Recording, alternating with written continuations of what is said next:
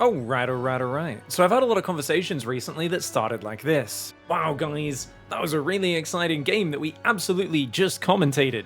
It does seem like that hallucinated Phoenix is a bit too powerful, though. I think we need to nerf that. But Pig, aren't you the guy who said that Protoss needs buffs? Aren't you that guy that literally just wanted to buff Protoss to force them to unnaturally win a tournament, even though all their pro players are bad? Wow, Pig, first you campaign for Protoss to get some buffs. We become playable for one season, and now you're just gonna take it all away and just nerf Protoss back into the ground. Oh, cool, we won a couple tournaments. Back to the naughty corner. Now, with that display of incredibly intelligent discourse coming my way, I figured it's time I make a video to respond to this very valid and very coherent criticism. Now, for those of you who aren't in the know, basically this whole saga started back last year in October, 7 months ago, October 26th, I put out a video that said Protoss need buffs where Starcraft's balance went wrong. In that video, I talked about the need for there to be unambiguous buffs for Protoss, that every time there were buffs for Protoss, they weren't really very clean cut. It was always, we give something, but we take something away, and often the thing being taken away was about equal to, sometimes even bigger than the thing that was being given. And the reason this was a problem is because it felt like the balance for especially PvT was really good in 2022. And then at the start of 2023, a patch came out which broke all of that. So in this video, I went through that whole history of this patch in 2023, which ruined the PvT balance, and how ever since then, there was such a fear of ever buffing Protoss, that would be so bad for the game. If we ever buff Protoss, we have to take something away at the same time, because Protoss is too easy. Protoss chat, the Protoss Pro players just aren't as good. They should be getting lower results than the other players because they don't play well enough. Until they all just start playing absolutely flawlessly, they shouldn't be getting results. And it was just me addressing this inherent bias in the scene and saying, hey guys, come on, we've known PvT is an issue for a while. Can we just stop? Like can we just do one patch that just kind of was like very clear fix in that direction? And lo and behold, what's happened recently, guys? Patches come out. Guess what? Look at that. Hero wins a GSL. First time since, when was the last time a Protoss player won a big Premier tournament? Hero beat Bunny barely at the end of 2022, late 2022 in Atlanta. So it's been 3 years.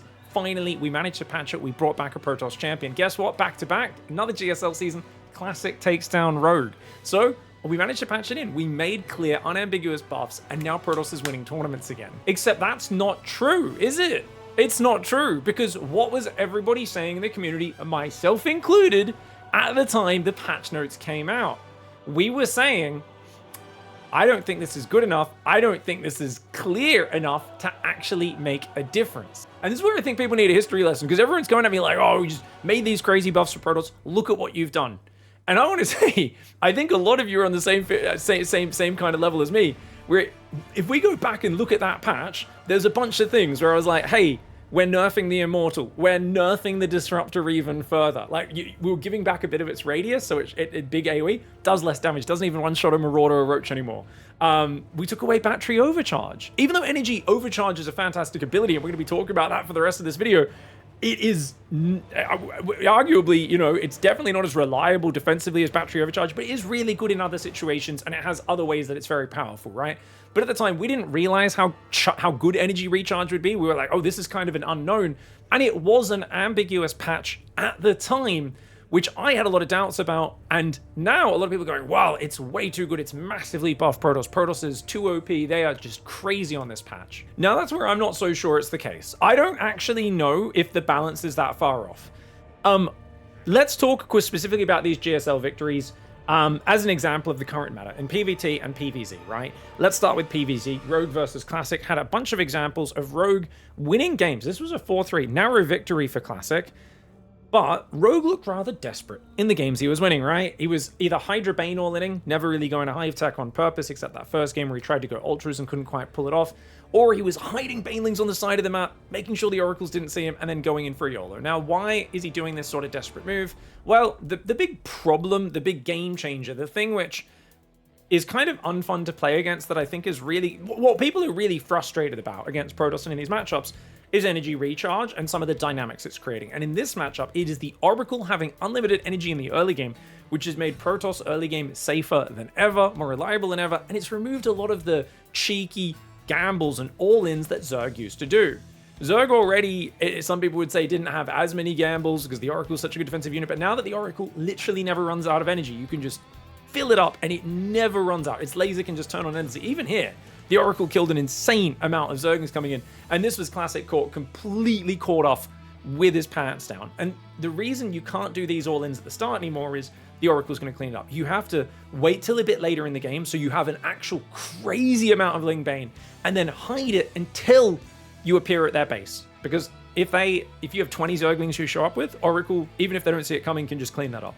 You know, you need to come with 50 Zerglings, 12 Banelings, and absolutely overwhelm. So there's a lot of this kind of like, hide the most big, crazy all-in attack that you could possibly do.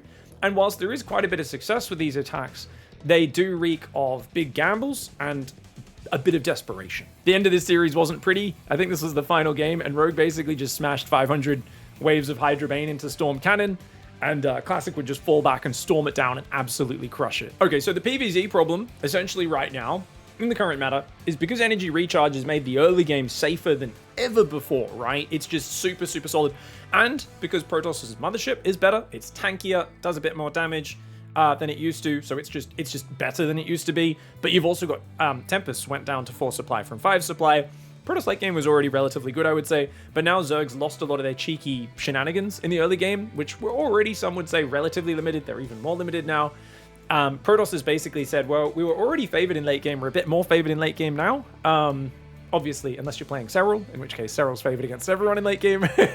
But let's be real, even Serral was really struggling against a very sloppy hero. If you look at EWC last year, where hero already looked like he'd figured out some things, where Serral barely beat him off the back of Mass Void Ray eating Corrosive Bile, A-moving an army with no immortals in it into ultras on creep. You know, Hero did some hero things in that series, and it was still a very narrow 3-2 victory for Serral. That was before this patch, right? When the late game was a little bit weaker. So now that late game's a little bit stronger with the Tempest Mothership change, and you've got a more stable early game than ever, Protoss players are basically going Oracles into Blink. They might do some Blink pressure. They might do a timing attack here or there. But basically, the goal is just build probes, and it's a greedy arms race to Skytoss, right? You just go to Tempest, Mothership, and then you just siege them down with Storm.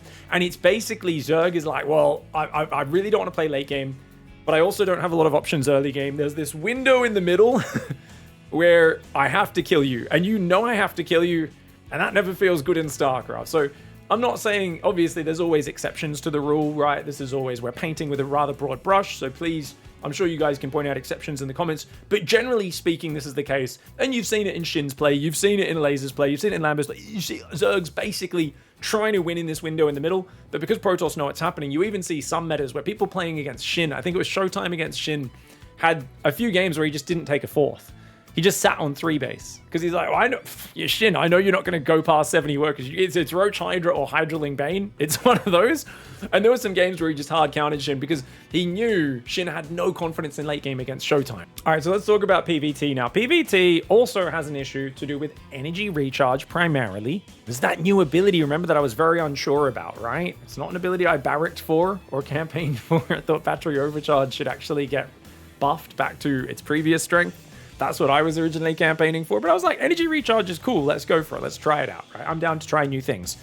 PvT, energy recharge manifests in this matchup as constant scouting. So you see there was a hallucination scout that came in, and it just sees everything that goes on. And this is basically open with a sentry. You see everything that's happening. Harsam talked about this in his balance video, but we have seen this. I got to tell you, this feels terrible to play against on the ladder. TVP, as somebody, I play all sides of the matchups, was one of my favorite matchups for a long time. I do not enjoy it very much right now. All right, so back on point. Essentially, the Phoenix sees everything. Terran has very little information. Normally, TVP is about Terran trying to surprise the Protoss player with a timing attack and keeping them honest. Because otherwise, if Protoss player gets greedy enough, they're more flexible. So if they can scout and go, oh, you're not going to attack me for a few minutes, build up the right economy, and then have the defense just right, they're going to be really good. Normally, there were a lot of gaps in the Protoss vision previously, and a lot of guessing you'd have to do. Players like Estrella would sometimes open sentry on the previous patch, but he'd have to get a sentry really early, and it would only get the occasional hallucination scout, which he'd have to get that limited little window of information and make really advanced technical reads off of it, and it was still a form of incomplete information, right? He wasn't seeing everything. With this version, you do a hallucination, And then a minute later, there's another hallucination that comes in and confirms. And then another minute after, I mean, by the time hallucination runs out, often there's a new one going across the map. Essentially, you get 2 hallucinations off of the first energy recharge. By the time the second one's gone out, you've recharged enough base energy to almost be ready for a 3rd hallucination. So with a single sentry and 1 energy recharge, which is just skipping 1 chrono, you get a crazy amount of scouting. And this series here, Classic Gumiho, is the perfect example. Gumiho, guys, tricky build orders. He's all about surprises and tricks and clever. Like, he's one of the funnest TVP and just Terran players in general to watch. He looks lost and confused in this matchup right now. And it's kind of nice because when I watch Clem play, still looks unbeatable a lot of the time, still looks just rock solid. Even when they see what's coming, he's so good at just microing his way in and out and constantly pressuring without ever getting his army cleaned up. Gumiho, on the other hand, watching him play recently has felt a lot more like what I experience in my own ladder games playing from the Terran side, which is, oh god, they know I'm coming. Is this timing gonna work? Do I commit? Don't I? Oh, I don't know. And often what this has led to is games like this, right? You guys have seen it. The Hero Cure GSL finals. Cure basically just pulled the boys almost every single game at random timings. And the mind game that's kind of happened, and this is very popular, Maru's been doing it as well, is Hallucination will scout. They'll say, okay, I know your Terran build. You're going to hit at 7.5 minutes with stim, shields, +1 medevacs, all the thing that make a Terran army good. And then the moment that Hallucination's dead, the Terran unsieges and moves out with 2 tanks and 12 unupgraded Marines and like 8 SCVs. And you look at it and you're like, none of your upgrades are ready. You don't have medevacs. This is a garbage push. And it's literally like, basically the Terran's like, well, you have so much information. You know I'm not going to push until later. Therefore, you should be doing nothing but building probes and upgrades right now. And if I just sneak out in this little window when you don't have vision and surprise you, I can just kind of get a big win. Problem, sometimes you run into a Protoss player who either sees you moving out or is already planning their own attack or their own aggression. And because of the information disparity in the matchup, it feels like as the Terran, you're kind of putting your faith in, am I gambling that my opponent's playing safe, or are they playing greedy? It's really hard to confirm. I'm going to kind of flip a coin and see what happens. And even though, once again, this was an incredibly close finals, we saw this like over and over and over again, where it was just pull SCVs, do some sort of big YOLO all in. Sometimes it worked, sometimes it didn't. And it was just kind of, it was quite boring to watch, I would say. I think a lot of people were saying, oh, is this really what modern PvT is? This doesn't look very exciting. It just didn't feel great to either watch or to play. So I think right now, Protoss has too much information advantage in PvT. And that just makes the matchup kind of weird and not great to watch or play. And the Terran players look quite desperate or just committing to these crazy all-ins.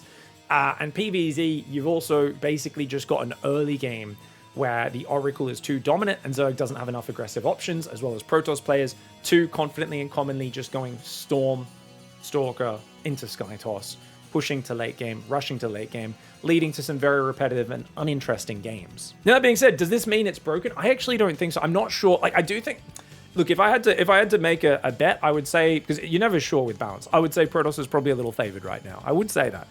That being said, I don't think it's massive, right? And keep in mind, in that last patch, they took away battery overcharge. The energy recharge ability is really frigging insanely good. And it's leading to some really weird metas and problems. And to a certain extent, we're still figuring them out, right? We do have to be fair on that. What I feel is that these scores, these 4-3s, are going to go a bit more in Protoss' favor as time goes by. And the reason for that is, if I look at a lot of these losses, whether it's that sneaky Bane bust we're looking at from Rogue here in this one, where he's just like, I got to hide the Ling Bane on the side of the map and catch you off guard. Like, these sort of builds, they're very cute, they're very fancy. Are they reliable, and are they things you can use over and over and over again? No.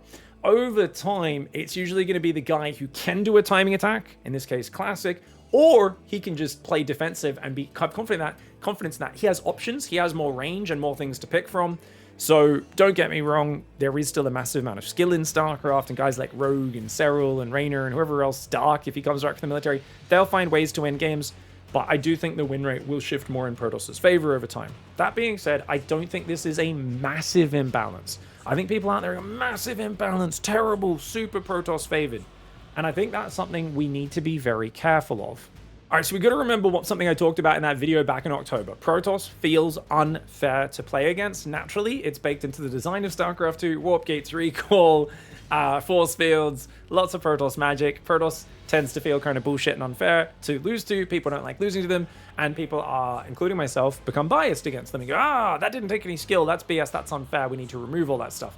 And it's a very dangerous mindset when you're dealing with Protoss. If you balance and patch a game based around removing things that feel unfair to play against, guess what? We should just play TVZ. We should not play with Protoss in the game, because Protoss has been designed that way. Don't get me wrong, I'd love to address the reason Protoss feels that way, but we don't have resources as like a community to do that, right? Just suggesting mods and balance changes to go through towards the community, like the classic games team at Blizzard. You would need a developer-led proper effort at redesigning Protoss as a race in Starcraft, or doing some really deep mod and really changing how things operate on a fundamental level. And that's something which obviously we don't really have in the scope of these small little patches that we're able to do as a community for Starcraft. Problem, if we look at Harstem's video, check this out, guys, and look at his changes, I think these changes are generally very good on the ideas, but I think on the power level, PvT especially, there is something lacking. What's cool about the Zerg drop option is it opens up just a cool way for Zerg to be able to do stuff in the early game against Protoss, which, as I said, is specifically a very big problem for that matchup. So let's talk about this. The Widowmine change is a clear buff. This gives Terran map control, which is really nice. I do think it feels much better as a Terran when the Protoss has to actually work sending observers or oracles out with their zealots to clean up Widowmines on the map to get map control. And there can't just be zealots running in and out from all sides.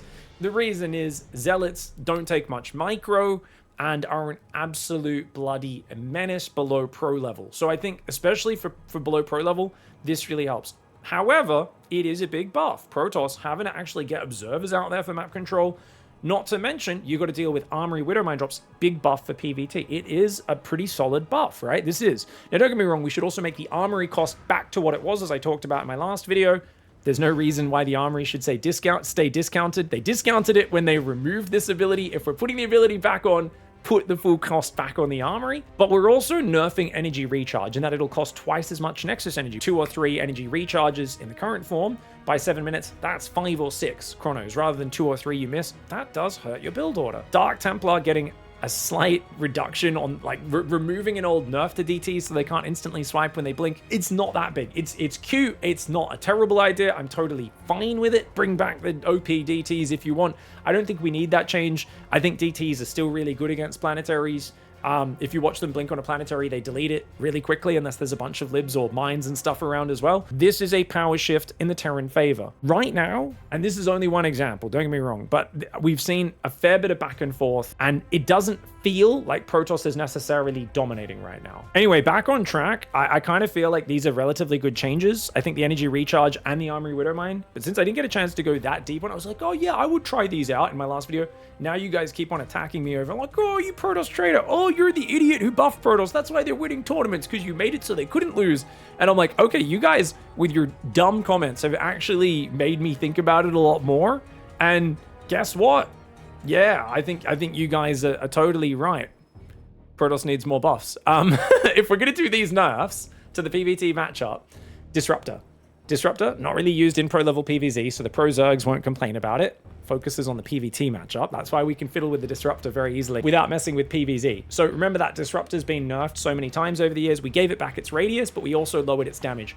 It's still a 4 supply unit. It used to be 3. Bring it back to 3 supply, or make it do its old damage. Make it so it is the Purification Nova, the weaponized Tide Pod of Protoss justice that destroys everything.